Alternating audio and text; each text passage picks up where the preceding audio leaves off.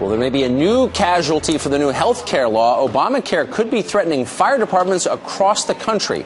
In a letter to the IRS, the head of the International Association of Fire Chiefs writes this, quote, "If incorrectly implemented, volunteer fire departments may be unintentionally forced to comply with requirements that could force them to close or curtail their emergency response activities."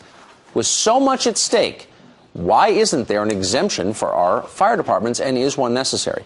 Joining us from San Diego, the head of the International Association of Fire Chiefs, Chief William Metcalf. Chief, thanks for joining us this morning. Good morning, Tucker. So if you could explain the threat to volunteer fire departments from Obamacare.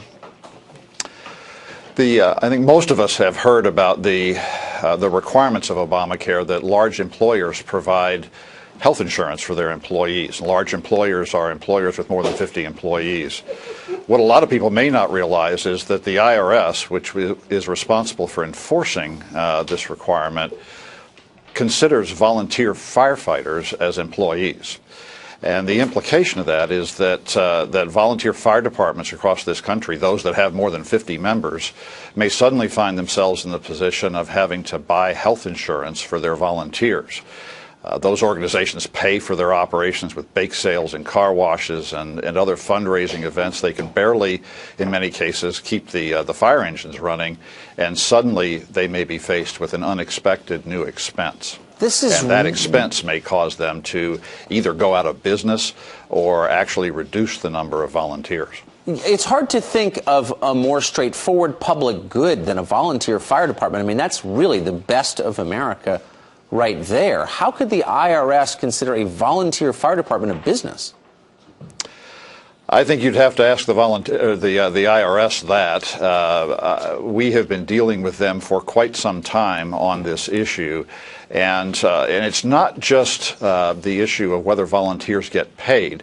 The IRS actually says that beyond receiving a paycheck, if a volunteer department throws a banquet once a year and to say thank you to the volunteers for serving, the value of that banquet is income that needs to be reported on a W-2 to that volunteer. If they receive any other benefits, for example, some communities as an incentive will provide a discount on the water bill to volunteers for serving. The IRS considers that income that needs to be reported on a W-2, and those folks are considered employees from the purposes of income tax. Why don't you all unionize? I mean, I notice all the big labor unions get exemptions from the Obama administration. Maybe that's the answer. If you can't beat them, join them.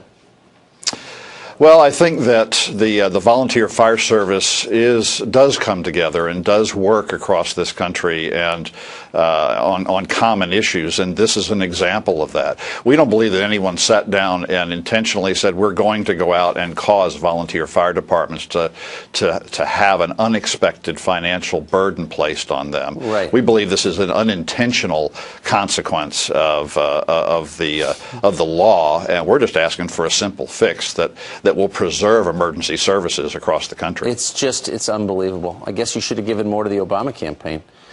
Chief William Metcalf, thanks for joining us and calling attention to this. I had no idea this existed, and it's distressing. I hope you get it sorted out.